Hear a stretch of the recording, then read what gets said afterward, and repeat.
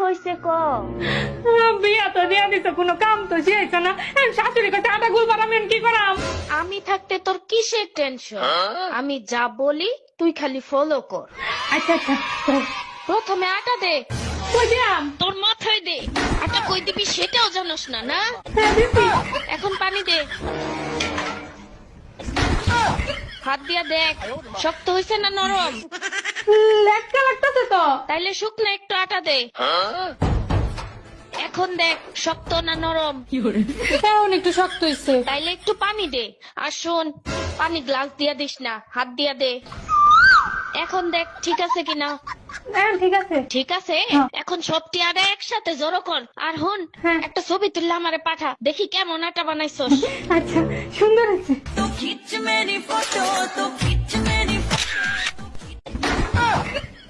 আমারে পাঠাই। বড় লোকের বেটি হে আম্মা, দেখছো কত সুন্দর আটা গুলছি?